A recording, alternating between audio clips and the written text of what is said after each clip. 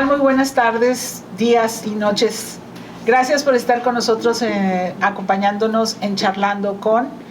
Soy Angélica Valle y tengo el gusto de que hoy me acompañe la maestra Olga Alicia Castro Ramírez, que es la vocal consejera del Instituto Nacional Electoral en Nuevo León. ¿Qué tal? Bienvenida. Muchas gracias, Angélica. Qué gusto estar aquí contigo. Gracias, qué amable. Pues Olga Alicia Castro es una mujer que tiene un desarrollo profesional muy interesante y precisamente en lo que son las instituciones electorales. Tiene un recorrido no solamente en Nuevo León, ha estado en otros estados y hoy pues le toca estar en nuestra entidad para organizar, supervisar, avalar y darle la continuidad que requiere este proceso electoral, sobre todo a nivel presidencial y de diputados federales. Nuevamente, muchas gracias por estar con nosotros y quisiera que nos platicaras un poquito sobre qué es esta organización, qué tanto hay que hacer porque se involucran muchas personas. Millones de personas y en diferentes responsabilidades. De hecho, este es un sistema electoral que algunos han llamado barroco, por lo complejo. Imagínate tú que tenemos desde septiembre en una etapa de preparación de la elección para desarrollarla en un solo día, este 2 de junio, por cierto, 2 de junio, que no se nos olvide la cita que tenemos con esta elección, y pues son 9 meses porque hay muchas cosas por hacer, aunque tenemos las mismas reglas. Estas reglas son de 2014, ya se probaron en el 15, ya las probamos en una elección presidencial 2018, donde hubo también alternancia, 2021 y ahora en este 2024, pero cada elección representa diferentes novedades y además retos importantes.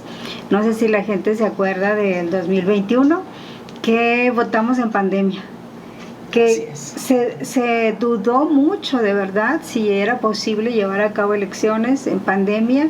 Y bueno, la realidad del aprendizaje que fuimos teniendo desde 2020, que se decretó la pandemia, hizo posible que pudiéramos establecer o adaptar protocolos de seguridad, de salud, de protección a la salud a los protocolos de las elecciones. Hoy hay otros aspectos importantes, como un cambio en los paradigmas de cómo garantizar los derechos de minorías. Eso ha estado atravesando y ha complejizado mucho también la postulación de candidaturas, que hoy se está obligando a partidos a que postulen personas de diferentes grupos que tradicionalmente han sido vulnerados o que no han tenido el acceso al poder público, como las personas con discapacidad, las personas indígenas, afromexicanas, de la comunidad LGTBIQ y más. Y además, bueno, creo que son todos los grupos que tenemos ahorita con una acción afirmativa. Algunos estados tienen incluso acciones para las juventudes. En este caso, la elección federal no. Obviamente, también el tema de las mujeres, que desde 2014 con esta reforma fue obligatorio postular en forma paritaria.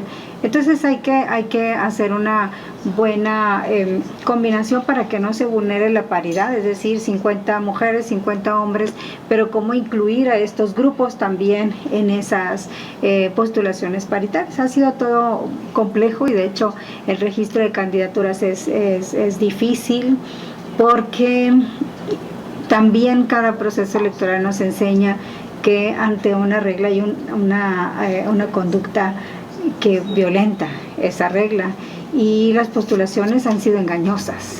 ¿Y si ha habido respuesta de estos grupos minoritarios? ¿Hay representantes de cada uno en la mayoría de las candidaturas? Me parece que genuinamente sí los hay, pero también hay otros que no han sido tan honestos en esas postulaciones, que imagínate tú, pues el colmo.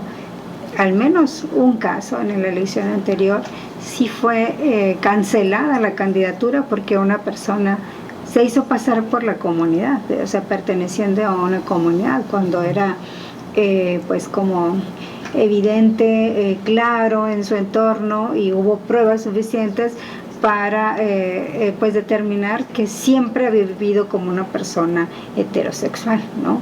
Entonces se le bajó la candidatura.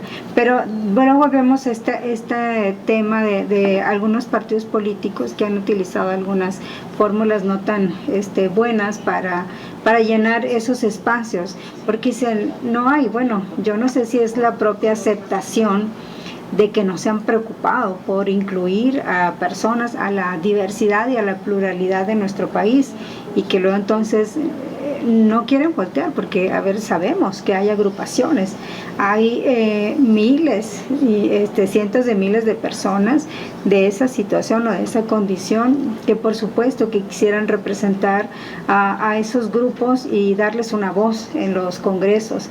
Entonces, por supuesto que hay, pero todavía algunas dirigencias se niegan o se resisten a dar estos espacios. Se cierran a la apertura de la diversidad. Exactamente, el reconocimiento, simplemente el reconocimiento de la existencia, porque imagínate tú que en este país pues las mujeres somos más que los hombres, y todavía hace pocos años decían no hay. No hay mujeres que quieran participar en la política, y eso es absolutamente falso. Lo sabemos todos. Claro, muy bien. Y en este proceso, Olga, dices, son millones de personas las que participan, y también es mucho el trabajo que hay que hacer, porque no solamente es ver el candidato viene, se postula, pero bueno, hay que revisar todo lo que está presentando, sus papelerías, investigar, checar, si no es militante, si es militante, hay muchísimas reglas, por ejemplo, ahora que no hayan, que no sean deudores alimentarios, y eso, a ver, eso es un avance muy significativo, a ver, que deudores alimentarios o personas agresores sexuales, por ejemplo, que cometan violencia familiar, no pueden ser postulados. Digo, eso es un avance porque se prohíbe que se les postule, pero nos enfrentamos a que en el país no existen registros confiables de esos, o sea, uno que otro estado lo tiene, no está sistematizado a nivel nacional, y es preguntar si te quieren dar la información a veces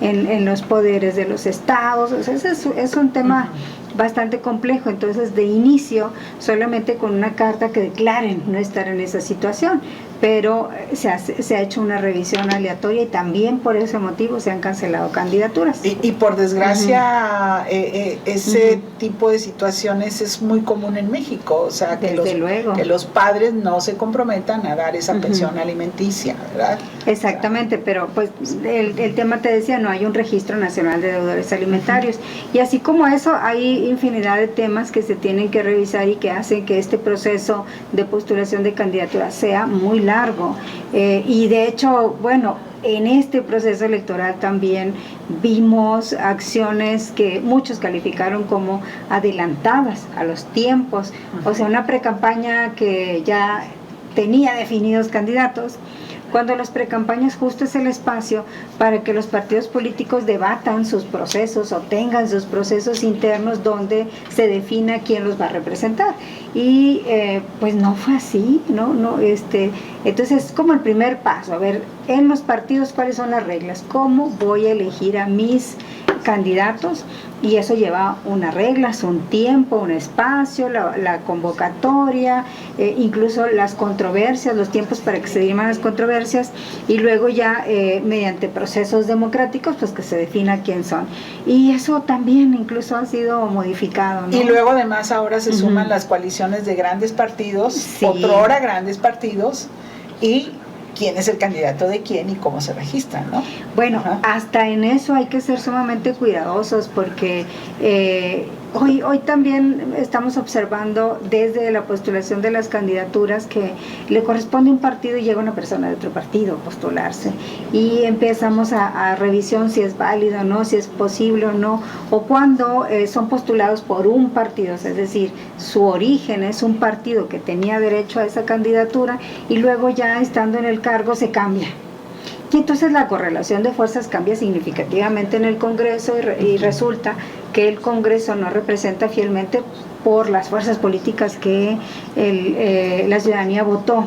Claro. Eso ha sido pues discutido, pero finalmente a veces sí regulado por el instituto, que sí puso unos lineamientos para evitar eso, pero al final ha prevalecido a veces la interpretación de que pues es un derecho de la persona estar en el grupo parlamentario por el que desee, ¿no? Pero es cada día más complejo y por eso se hace más largo los procesos, los litigios. Es el tema que incluso en las candidaturas locales que tienen menos tiempo para el registro todavía se están algunas litigando su validez o no, si cumplieron los parámetros o las postulaciones de medidas afirmativas, etcétera. Y ese es un ejemplo de los temas que se tratan en un proceso electoral, pero son muchos más.